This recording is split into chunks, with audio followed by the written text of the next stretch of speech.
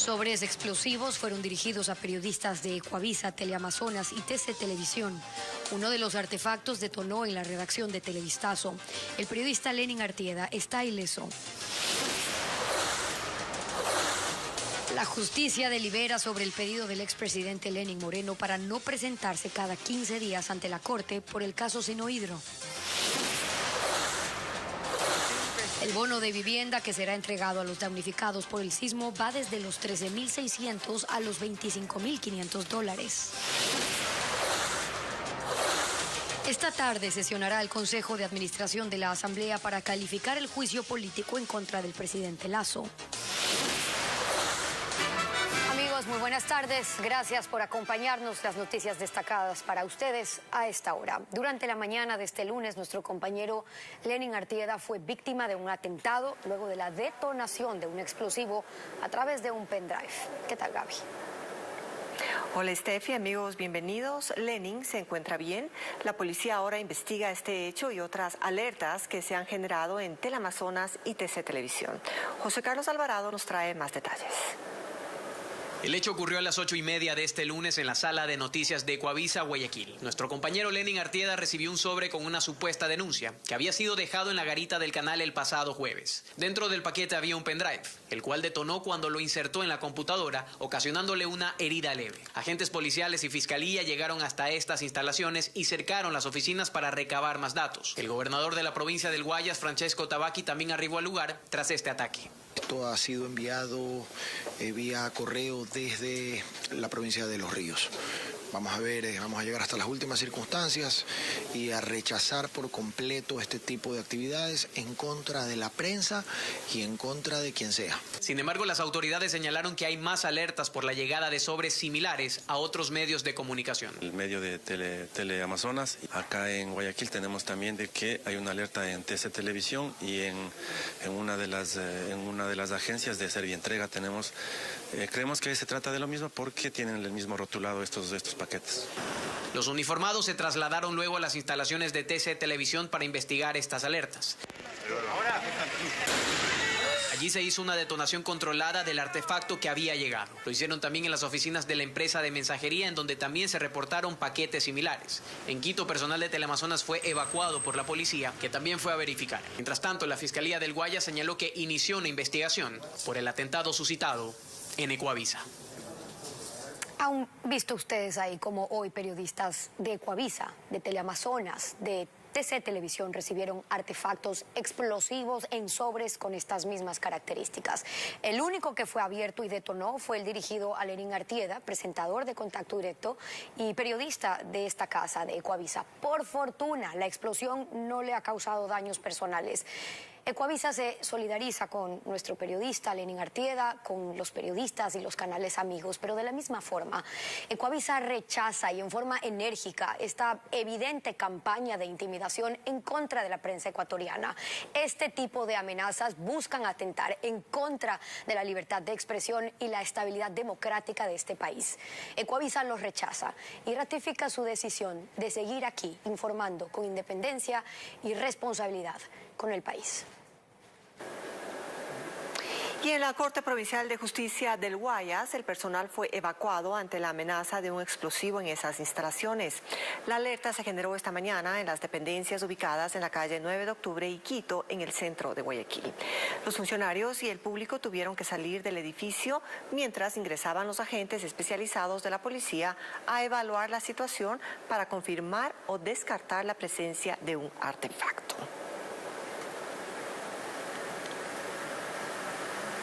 Vamos a cambiar de tema. El expresidente Lenín Moreno se juega hoy su último recurso cuando faltan horas para que se cumpla el plazo que tiene para volver a Ecuador y presentarse en la Corte Nacional de Justicia antes de que lo declaren prófugo.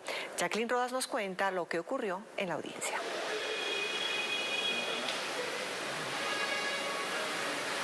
Jackie.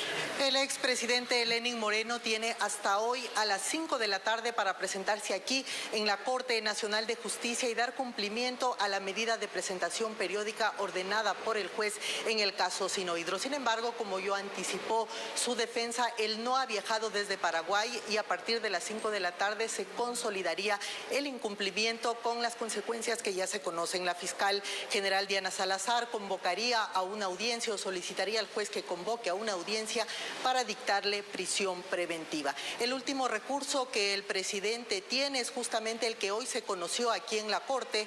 Él pidió la revisión de la medida de presentación periódica. Su abogado ha solicitado al juez que en lugar de presentarse aquí en Ecuador, se le permita hacerlo en el Consulado de Ecuador en Asunción, Paraguay, a lo que se opuso la fiscal general por considerar que no son las funciones de una delegación diplomática. Hoy debía quedar ya saldada la situación jurídica del expresidente Lenín Moreno. Sin embargo, el juez que conoció este recurso esta mañana dará a conocer su fallo apenas el miércoles. Escuchemos unas cortas declaraciones que nos dio el abogado de Lenín Moreno al salir de esta audiencia. Él no ha querido pronunciarse a fondo respecto de lo que harán, dado que, como les digo, está pendiente la resolución de la revisión de la presentación periódica, lo que se dará este miércoles. Escuchemos a David Mesa, abogado del expresidente. Vamos a esperar la resolución de la revisión. En función de eso tomaremos cualquier decisión. Doctor, ¿cree que la Fiscalía podría antes del miércoles pedir audiencia para la sustitución por el incumplimiento de la presentación periódica? Ya depende de Fiscalía eso, netamente de ellos. Definitivamente el señor Moreno no viene hoy a firmar. No, médicamente es imposible, como ya lo hemos mencionado a lo largo de todas estas audiencias que hemos tenido.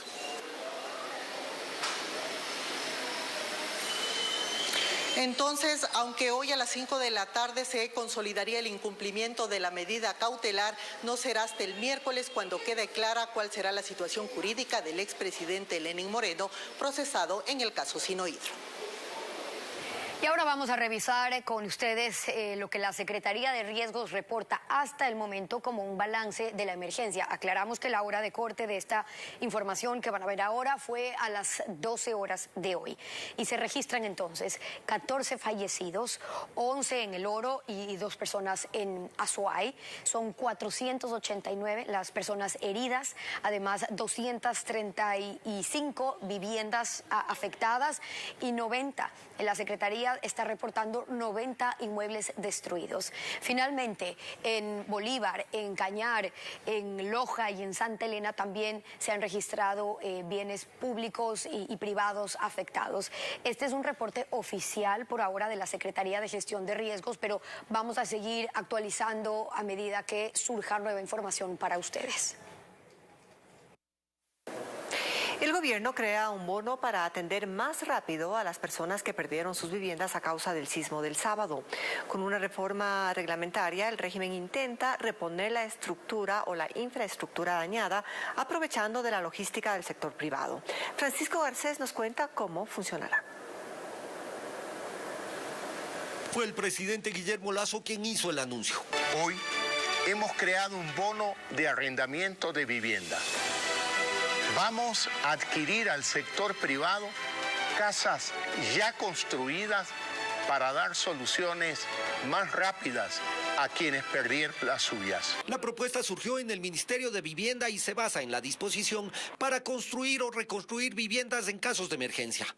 Y para ello se destina hasta 64 salarios básicos, es decir, $25.000. Y en casos de reparación, el monto máximo será de 32 salarios, es decir, $13.600. Ahora el nuevo bono permitirá que una familia que ha perdido su casa pueda arrendar provisionalmente otra mientras se le entrega una nueva. El valor saldrá del mismo monto del bono de reconstrucción. Para que estas familias tengan la posibilidad de acceder a estas viviendas de manera adecuada y que no tengan que vivir en albergues, y no tengamos que vivir lo que pasamos en el terremoto del 2016. En esta ocasión se echará mano del sector privado. Según las autoridades, ya se evalúan proyectos de vivienda que serán adquiridos por el gobierno para entregarlos a los damnificados. Toda la cadena de la construcción va a tomar su tiempo y mientras eso pasa, pues las familias tienen que tener la garantía de poder vivir en una vivienda adecuada, ¿no? Hasta el momento, el sismo deja 235 viviendas afectadas y 90 destruidas. El Oro es la provincia más afectada, con 129 casas dañadas y 78 destruidas, seguida de Guayas con 72 casas afectadas y 7 destruidas. Pero para que la atención llegue aún hay condiciones que cumplir. Reformar reglamentos, firmar acuerdos ministeriales, que la cartera de finanzas ponga a disposición $7,5 millones iniciales y trasladar todo al terreno es un reto para el sector público. Estamos trabajando también para que todo este nuevo incentivo de vivienda se haga realidad en el menor tiempo posible. A esto se suma que se debe cobrar seguros por la infraestructura pública afectada y hacer las contrataciones emergentes que se requieran. Un total de 148 instituciones educativas resultaron afectadas por el sismo de magnitud 6.5 que se registró este sábado. Hasta ahora se conoce que no hubo un colapso de estructuras y los daños son leves, como nos informa Bessie Granja. Es la Escuela de Educación Básica Manuela de Santa Cruz y Espejo, ubicada en el Guasmo, en el sur de Guayaquil. Tras el sismo ocurrido este sábado, allí se registraron daños en instalaciones eléctricas y fisuras en las paredes de la sala de docentes y en baños. No es el único plantel afectado. También consta el Juan Montalvo, ubicado en el norte de la urbe. A escala nacional, 148 instituciones educativas presentan afectaciones en las provincias de El Oro, Azuay, Guayas y Los Ríos. ¿Qué tipo de daños registran las escuelas en los cantones de Guayaquil, Durán y San Borondón? En zona 8 hay 30 instituciones educativas que tienen daños en su infraestructura. Evidentemente hay algunas que son leves y otras que son más graves. Yo le puedo decir por lo menos que unas 25 son daños leves, es decir, temas de mampostería, que se ha caído un pedazo del techo, que se ha cuarteado alguna pared. Sin embargo, las autoridades aclaran que la reparación de estos daños no van a atrasar el inicio de clases en la región costa, previsto para el próximo 24 de abril. Nosotros vamos a estar enfocados en esas 5 instituciones educativas que tienen un daño estructural un poco más grande. Como por ejemplo, colapso de cerramientos. Exactamente, hay una institución por temas de seguridad, no voy a decir el nombre, pero el cerramiento en una parte colapsó. Además, detallan que siguen levantando información sobre las afectaciones para determinar las pérdidas ocasionadas en la infraestructura escolar.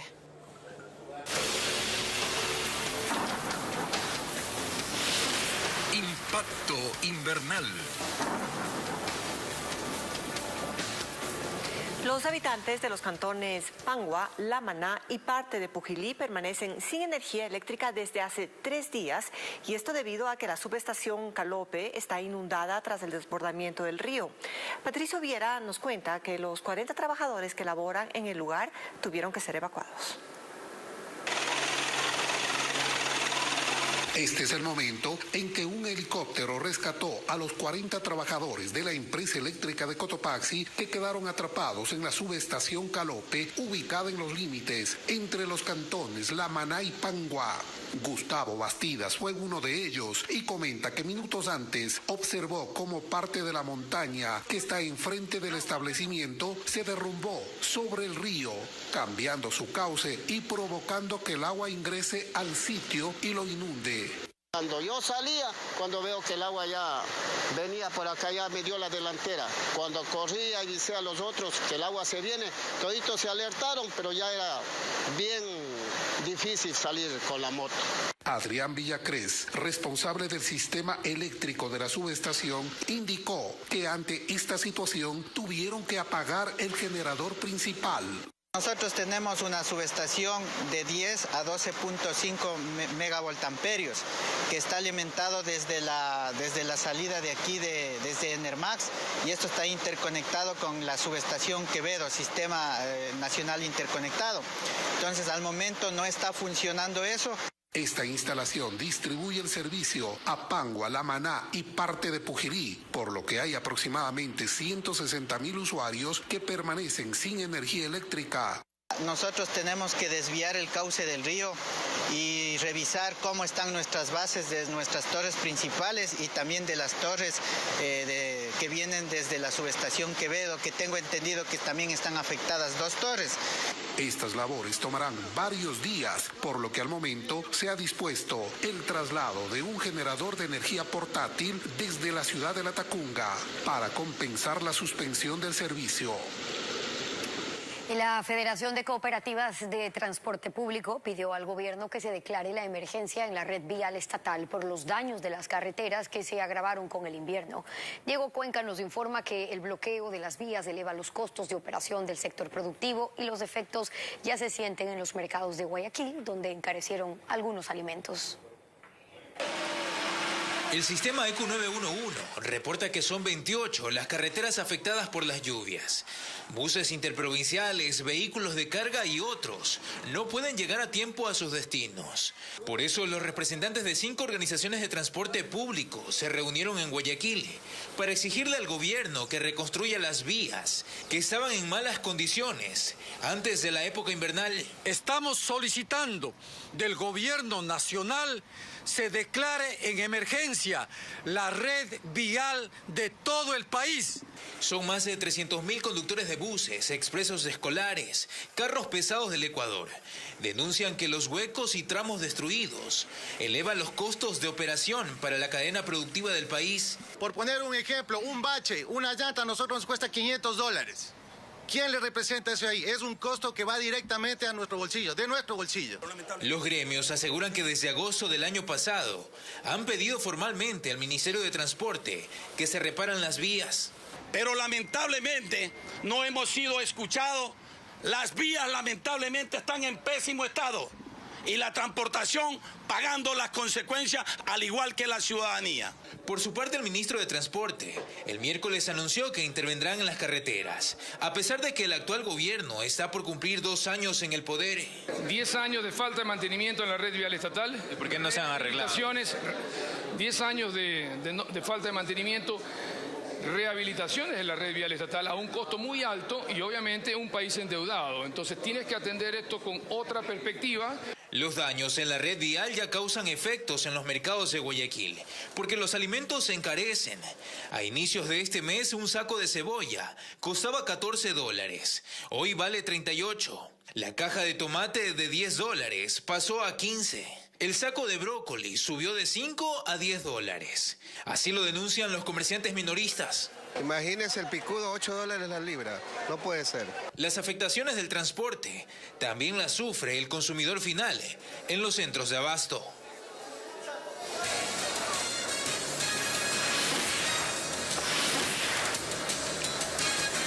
Aquí hacemos nuestra primera pausa y al regresar, esta tarde el Consejo de Administración Legislativa definirá si califica o no el juicio político contra el presidente de la República.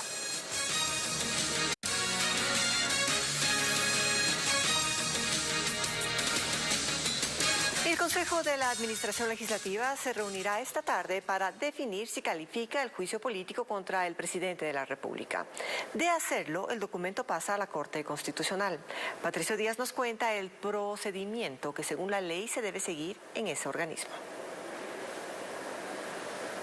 A las 3 de la tarde están citadas las autoridades de la Asamblea que conforman el CAL. Postergaron la decisión el viernes a la espera de un informe de la Unidad de Técnica Legislativa, el cual fue entregado este fin de semana y señala que los proponentes del juicio político al presidente de la República cumplieron los requisitos. Recomienda, por tanto, al Consejo admita trámite la solicitud. Claro, no es vinculante, nos toca a nosotros como asambleístas, miembros del CAL, evaluar ya el informe y lo debatiremos. La ley orgánica de la función legislativa no señala que debe solicitarse un informe de la unidad de técnica legislativa y por esa razón yo me abstuve. En el Consejo de Administración Legislativa CAL hay una mayoría de oposición, por lo que se espera que la solicitud sea calificada y se remita a la Corte Constitucional para que el trámite continúe. La Ley Orgánica de Garantías Jurisdiccionales y Control Constitucional establece 6 días para que la Corte se pronuncie. Según la Ley de Garantías Jurisdiccionales y de Control Constitucional, una vez la Corte reciba la solicitud, se procederá con el sorteo del juez ponente, con la presencia de todas las jueces y jueces de la Corte que hacen quórum.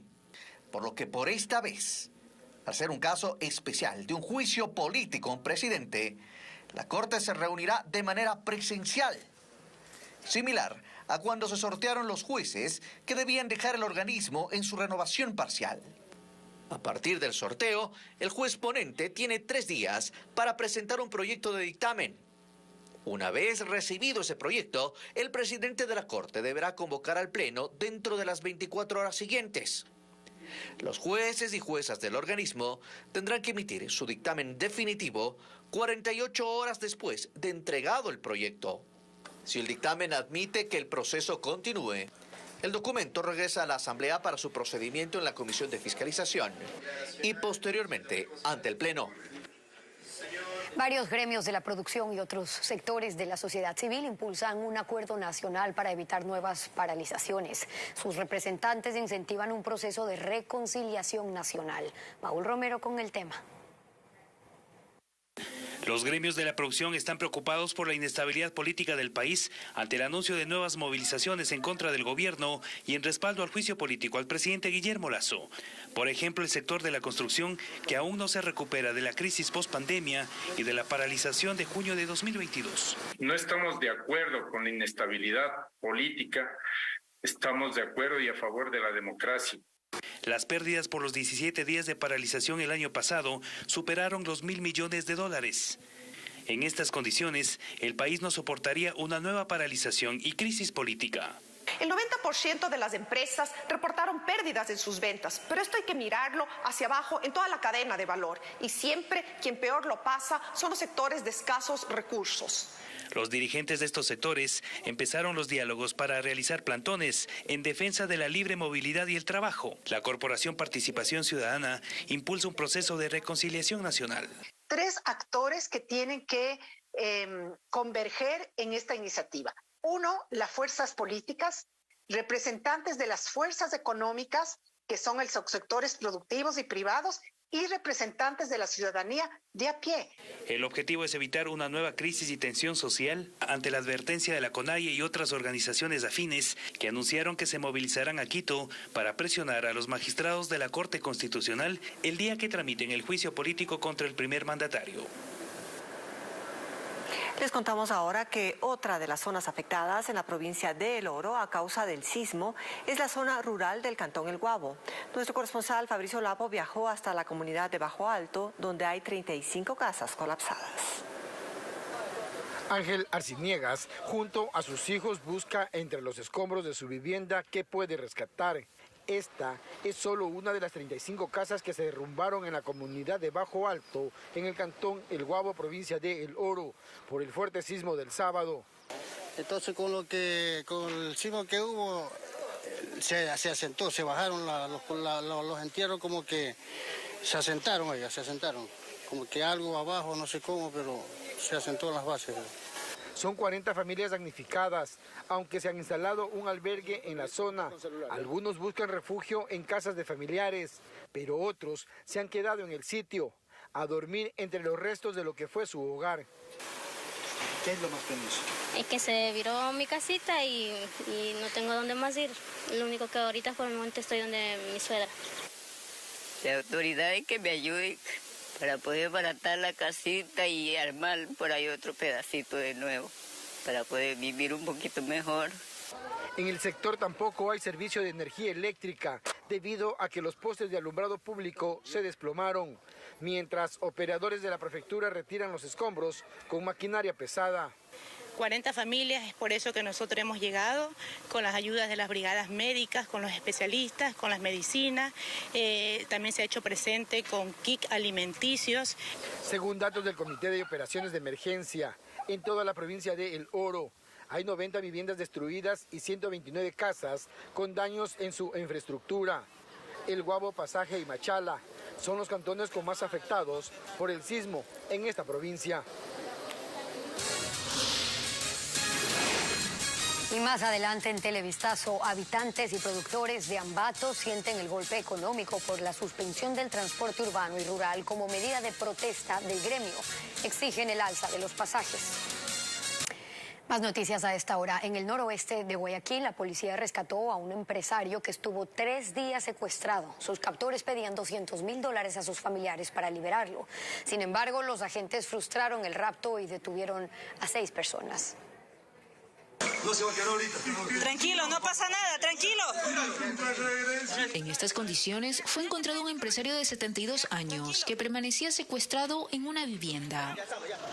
Ocurrió en el sector de Flor de Bastión, en el noroeste de Guayaquil, hasta donde llegó la policía. Un ciudadano empresario de aquí de la ciudad de Guayaquil fue objeto del delito de secuestro extorsivo, por quien exigían la cantidad de $200.000 para poderle devolver la libertad. La víctima llevaba desde el martes en cautiverio y fue rescatada la noche del viernes. Luego de hartos días de trabajo, sin que la familia pague un solo centavo, la unidad antisecuestro y extorsión en equipo con el grupo de intervención y rescate dio con la liberación del ciudadano guayaquileño.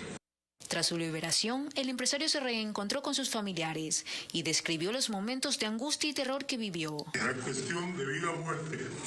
Nunca tuve la oportunidad de por lo menos tener una esperanza de vida. Ya lo había todo perdido. Los agentes detuvieron a 6 personas, quienes tienen antecedentes penales. Además, decomisaron algunas evidencias. Entre ellos 3 vehículos, los dispositivos celulares donde constarían los mensajes de carácter extorsivo y los videos extorsivos de presión que recibía la víctima para que logre pago. Ahora investigan si los capturados estarían involucrados en otros casos de secuestros reportados en Guayaquil durante las últimas semanas. Seguimos con más aquí en Televistazo. Más de 6 personas fueron asesinadas en distintos barrios de Guayaquil durante este fin de semana. 2 de estos casos se reportaron en el sector de Bastión Popular, donde la disputa por territorio para la venta de droga habría derivado en violencia. Una vez más, Guayaquil vivió un fin de semana violento.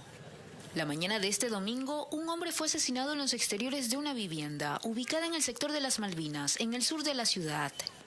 Los criminales andaban vestidos como repartidores de comida a domicilio. Estaban 2 ciudadanos en una moto que tenían vestimenta de venta de comida rápida y sacan a reducir un arma de fuego y realizando varios impactos de bala. Horas después, durante la tarde, sujetos a bordo de un auto acribillaron al conductor de este vehículo en el bloque 4 de Bastión Popular. En su intento por huir, la víctima terminó ocasionando un accidente de tránsito. Y en el transcurso del camino pierde la vida y se impacta en el vehículo contra una motocicleta que estaba ocupada por dos personas, los cuales salen igualmente heridos producto del accidente de tránsito. Tanto el fallecido como uno de sus acompañantes que resultó herido tienen antecedentes penales. Una riña entre 2 organizaciones delictivas que se encuentran operando en el territorio, posiblemente por microtráfico. Por eso mismo, la policía investiga si este hecho tiene relación con otro crimen ocurrido cerca de allí, la tarde del sábado. El hecho sucedió en el bloque 1 de Bastión Popular, donde un hombre fue asesinado a tiros. De igual forma, en el sector industrial de Peca, un ciudadano cubano murió la tarde del viernes tras recibir al menos 22 disparos. La víctima salió de su casa luego de atender una llamada. Los primeros indicios nos dicen que es de un menor de edad el que le victima. Nos indican de que ese menor de edad frecuenta aquí en el lugar. Una niña que cruzaba la calle en ese momento resultó herida de bala, pero ya recibió el alta médica. Asimismo, hubo otro sicariato en la cooperativa Valerio Estacio, mientras que en la Juan Montalvo, 2 sujetos a bordo de una moto dispararon contra un hombre que estaba al pie de un puesto informal de venta de mariscos. En este fin de semana, algunos de los cuerpos fueron trasladados a la morgue en estos nuevos furgones de medicina legal, que ya están operativos luego de permanecer un mes sin ser usados. Más de 400 vehículos de la policía están dañados en el distrito metropolitano de Quito entre patrulleros y motos. Andrea Báez visitó 2 distritos para evidenciar cómo estos vehículos han permanecido en los patios. En sol, sombra y lluvia, así permanecen vehículos de la Policía Nacional que ya no sirven. Puertas oxidadas, balizas dañadas, vidrios rotos, llantas en malas condiciones, cables al aire. Más de 10 patrulleros arrumados. En el momento tenemos 11 vehículos que están prácticamente parados.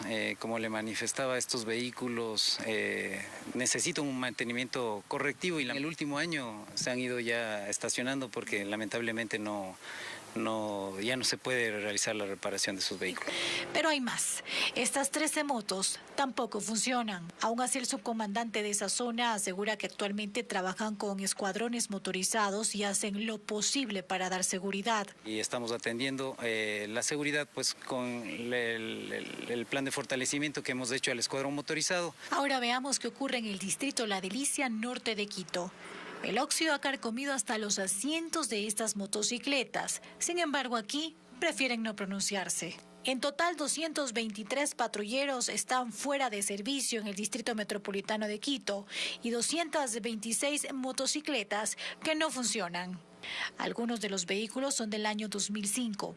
Según la policía, no pueden ser dados de baja aún por temas legales relacionados a los bienes públicos.